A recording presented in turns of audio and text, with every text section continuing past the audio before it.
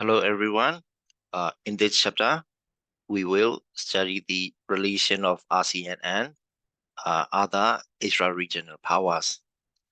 So far, we have studied the historic background of the ASEAN and uh, Cold War period, China and the ASEAN relationship, and then we continue to study the post-Cold War period relation between ASEAN and China, and then we move on to study about the uh, infrastructure projects between the ASEAN and the China, such as the Luncheon Mekong Cooperation. And then we continue to study about the security issues between the ASEAN and China, such as the South China Sea conflict. And then we continue to study about the uh, trade relation between the ASEAN and China, including the MEGA regional uh, uh, trade agreements such as the RCEP and the CPTPP. So far, we have mainly focused our study on ASEAN and its relation between the China and also their relation to the uh, United States. In our war, it's true, United States and the China are the two great powers. So we mainly focus our study on ASEAN relations, ASEAN's relation to these two great powers. Apart from the United States and China, there are also other significantly powerful countries in the East Asia and other parts of the world. So in the East Asia, today we'll focus on ASEAN's relation between the third largest economy in the world, the Japan. So this chapter contents includes Japan-ASEAN relations prior to the Cold War period, the Fukuda Doctrine, and the Japan's policy towards ASEAN during the early post-Cold War years, and Japan's policy towards the ASEAN in the early year 2000, and Japan's proactive ASEAN strategy, the free and open Indo-Pacific strategy, and ASEAN's reactive to the this free and open Indo-Pacific strategy. So let's start. Japan and ASEAN relations to the prior to the Cold War period. Before the Cold War period, Japan and the Southeast Asian countries had a very poor relationship due to the Japanese expansionism into the Southeast Asia.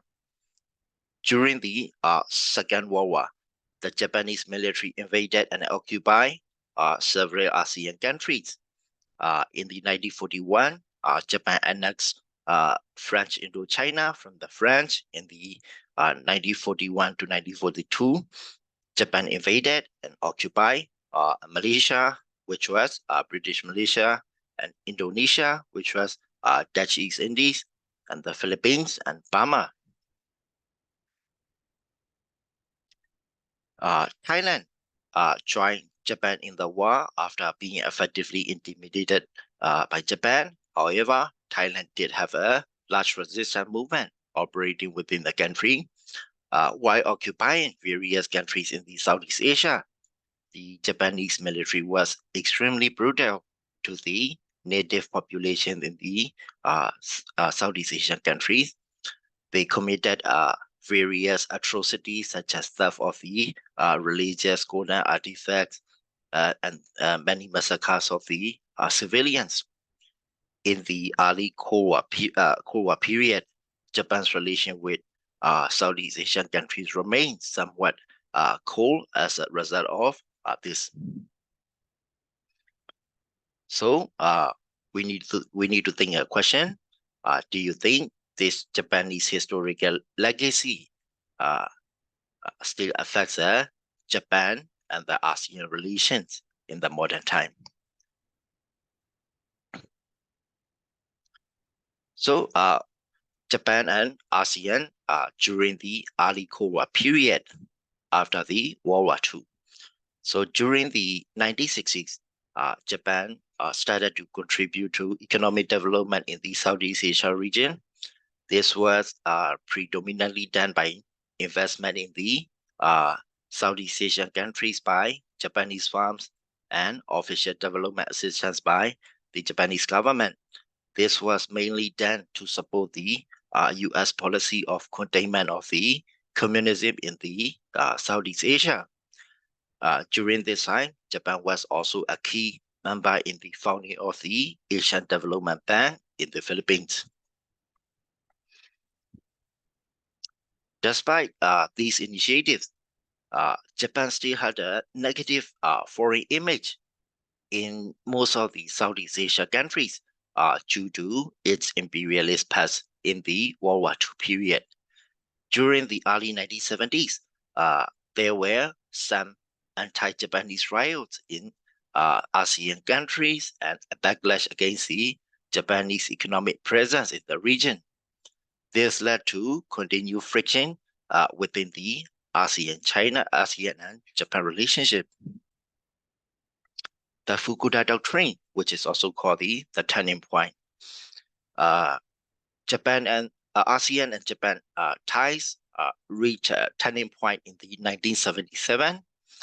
During this time, Southeast Asia was experiencing a geopolitical shift due to the decreased engagement of the United States in the Southeast Asia region. We have already studied that part.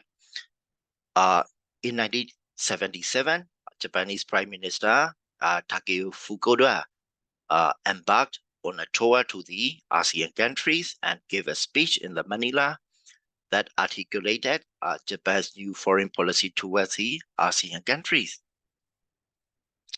So what is Fukuda Doctrine?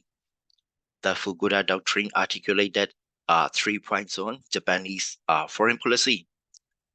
First, Japan, a nation committed to peace, rejects the role of a military power, meaning that Japan will not substantially rearm or pose a military threat to the Southeast Asia, like in World War II period.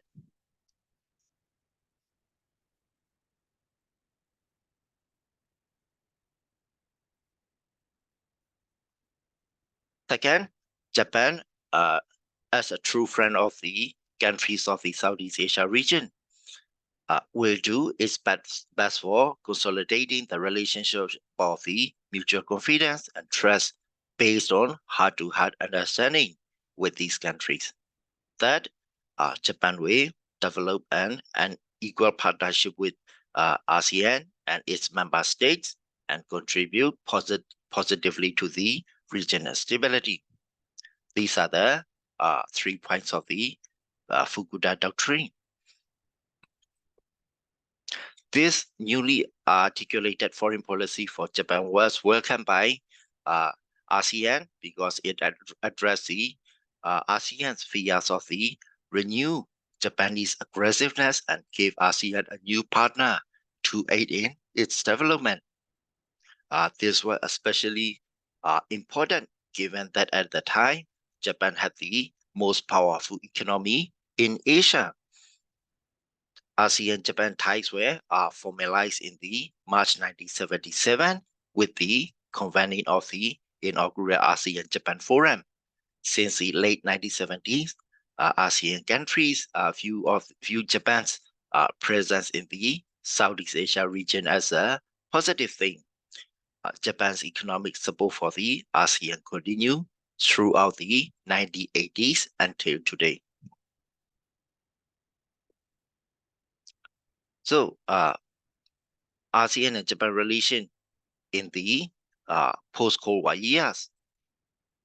Throughout the 1990s, after the collapse of the Soviet Union, Japan was still the largest Asian power in the region. However, China was now becoming a major player in the region as well after the economic reform of China under the new leader Deng Xiaoping in the 1978.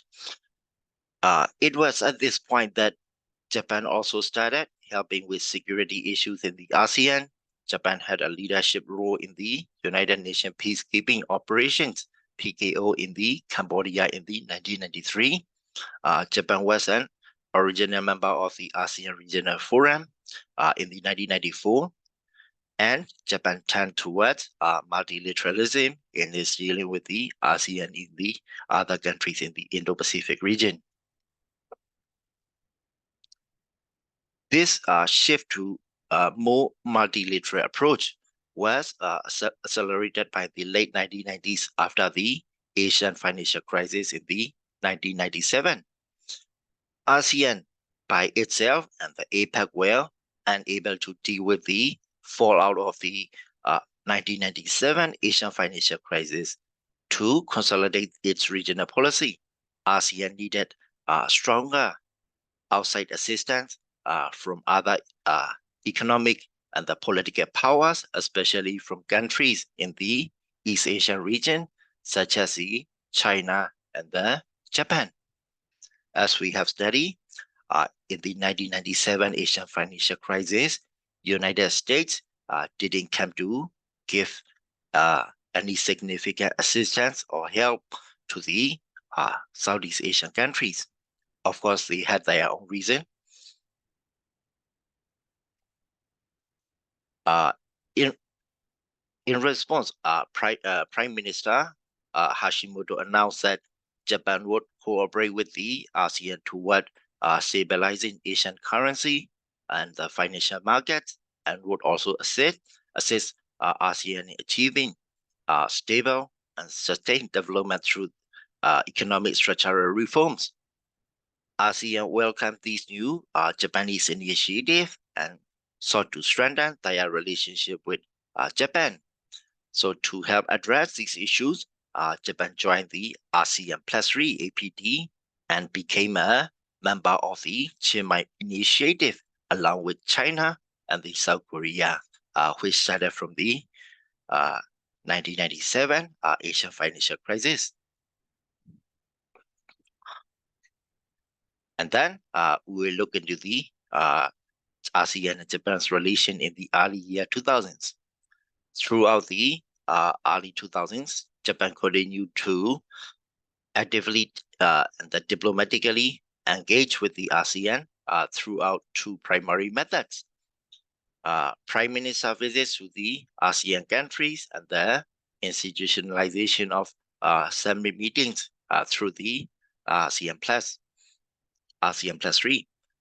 Prime Minister Obuchi Kezo visited Laos, Cambodia, and Thailand in the year 2000 to demonstrate that Japan will continue to provide support and development assistance to the ASEAN.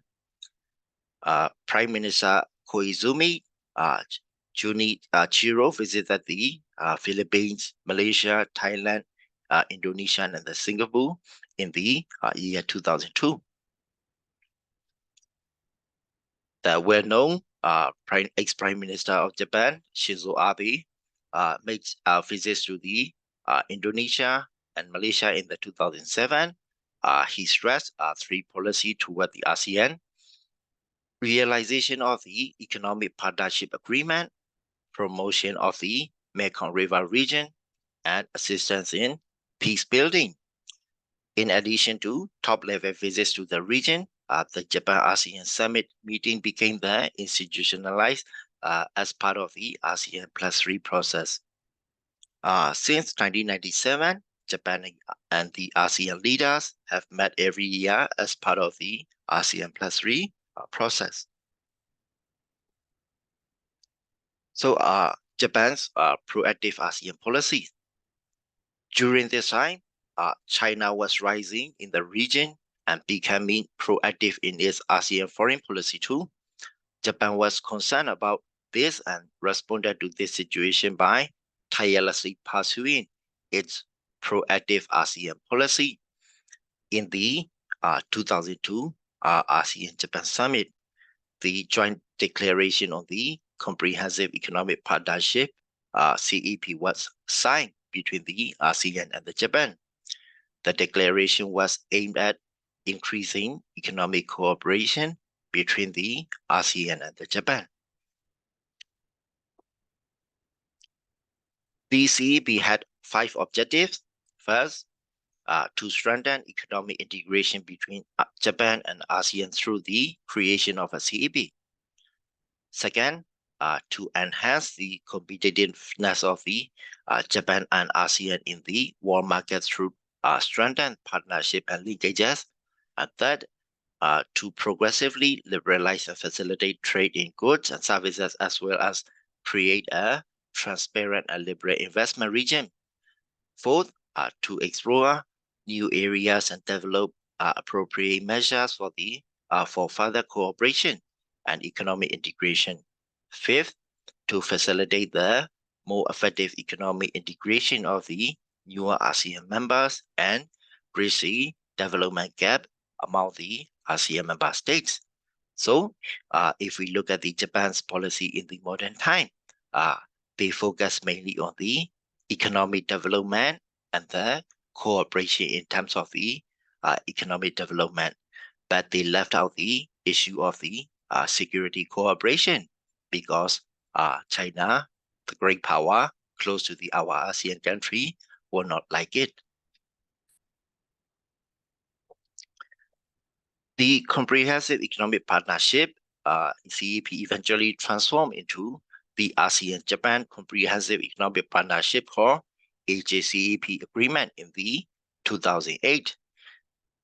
The AJCEP is the official name of the ASEAN-Japan Free Trade Area. It was negotiated from 2005 to the 2007 and went into effect in the December 2008. The AJCEP covers trade in goods, trade in services, investment, and economic cooperation. It opened up trade between the ASEAN countries, Japan, and made it easier for Japanese firms to invest in the ASEAN countries.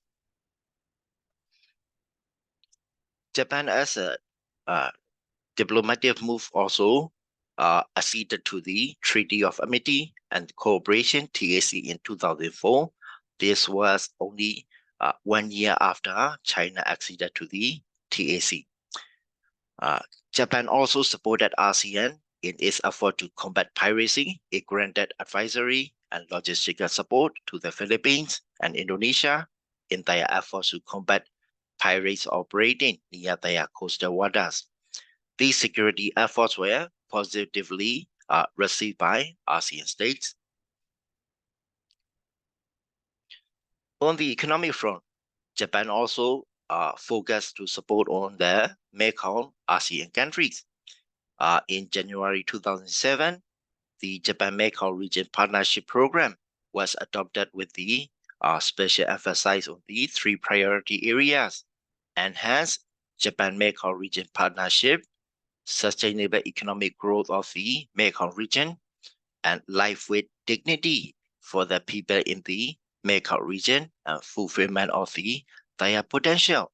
So, if we look at this closely, Japan still focused on the economic development and the cooperation. And they added one more point. They started to emphasize on the human rights issue in the Mekong region. This included an expansion of the Official Development Assistance ODA to the Mekong region and the start of the annual Japan-Mekong Summit in the 2009. In the year 2006, Japan also established the Japan-ASEAN Integration Fund. The aim of this fund was to support ASEAN's effort to establish an ASEAN community by 2020. It also implemented projects to reduce the development gap between within the ASEAN countries. One such project was the Initiative for ASEAN Integration, for which Japan has extended assistance to 24 projects, which are worth over $4 million in the area of human resource development.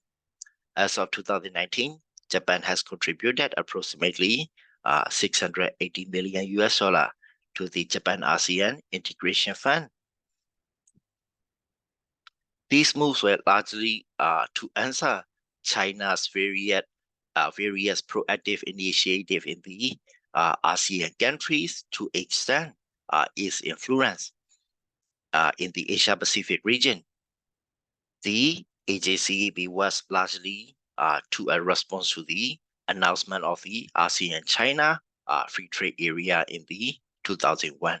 So we can see clearly both China and the Japan are trying to establish stronger economic cooperation with the ASEAN countries and also to influence in the Asia Pacific region. It can be seen that China's actions precipitated Japan's own responses, and Japan-China competition has become one important driving force for greater Japanese participation in the regional affairs.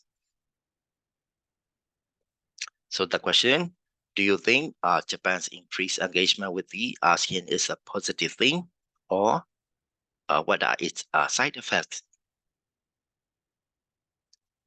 Then we continue to study the free and open Indo-Pacific strategy.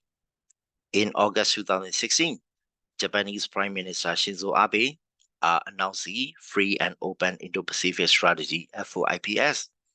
The main reason for Japan adopting this strategy has been Japan's concern with the continued rise of the China in the Asia-Pacific region.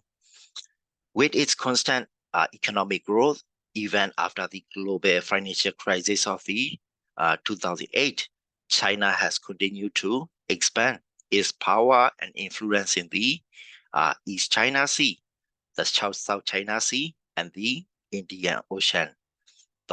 In other words, the whole Asia Pacific region. Japanese strategic thinkers have been especially worried about China's gray zone tactics, which have gradually undermined the status quo in both the East and the South China Sea. They have also been concerned with the string of pearls strategy by China to network its military and commercial facilities in the Indian Ocean. So many of the maritime expansion of the China in the Indian Ocean, South China Sea, have both intention, not only for the economic and the commercial purpose, it also has the military purpose along with it. These developments of direct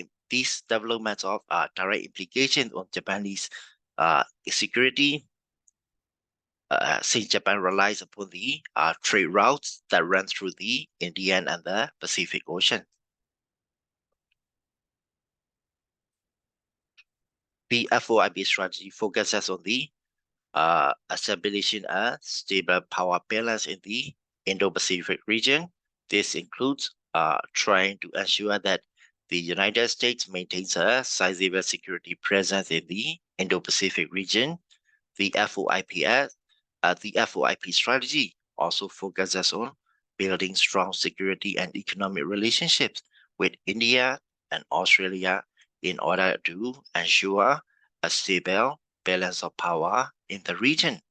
So as we know, in the Asia Pacific region, India and Australia are considered, including Japan, these countries are considered the middle power countries. Of course, Japan is the second or third largest economy in the world. It also focuses on aiding regional economic development, connectivity, and enhancing the regional capacity to deal with the issues such as the disaster management and counterterrorism. These also include technology transfer to the developing countries within the region.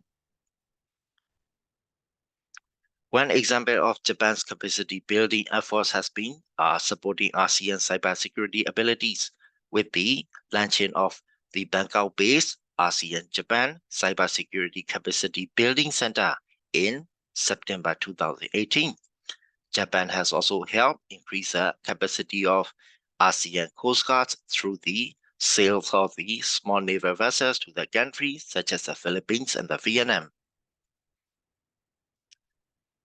Japan has also launched an infrastructure initiative called Partnership for Quality Infrastructure, Investment for Asia's Future, and has made it part of its FOIP. Japan also made a change to the operating charter of the Japan Bank for International Cooperation, called JBIC, which allows the bank to make riskier infrastructure investment so that it can compete more aggressively with China. Japan also wants to prioritize countries' development plans too, so that synergy is built in and focuses on creating jobs for the local people, increasing the local skills. While although the FOIPS is a geopolitical strategy meant to address the rise of China in the Indo-Pacific region, it is not necessarily a containment strategy aimed at China. While Japan strengthening cooperation with the regional democracy on one hand, Japan has continued an event and has its engagement with the China on the other hand too. So Tokyo wishes to work closely with Beijing on economic, industrial, and even political and military issues, the security issues, the sensitive issue in the East Asia region and the South China Sea. In October 2018, ex-Prime Minister of Japan, Shinzo Abe, met with the Chinese President Xi Jinping in Beijing, announced a new era of bilateral relations, evolving from competition to the collaboration. Together, the two countries have promoted economic cooperation in third countries with 52 infrastructure projects identified for joint development. In addition, Tokyo announced it will consider backing the BRI project if lending practices match international standards, economic viability of the project is ensured, and the openness of the funded infrastructure is guaranteed. If these standards are met, then Japan will even back the BRI projects of the China. The two countries set up in May 2018 a maritime and area communication mechanism to prevent incidents in the East China Sea, even though they still remain at odds on the status of the Senkaku Islands. However, if China continues to change the regional order more towards its favor, tensions between Japan and China will escalate.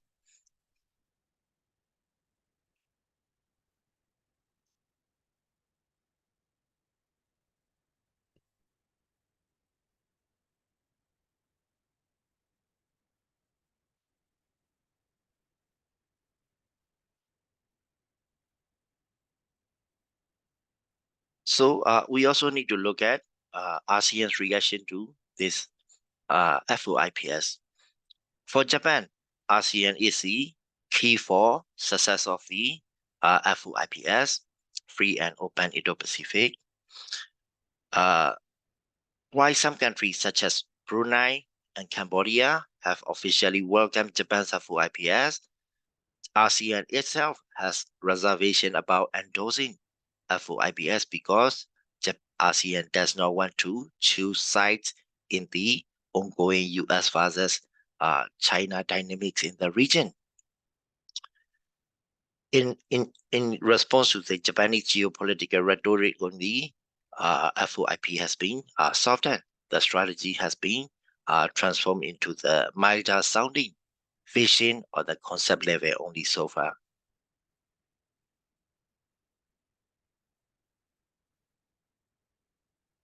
Japan is now emphasizing ASEAN centrality in the FOIP and underlining the inclusive nature of the FOIP to address ASEAN countries concerned about.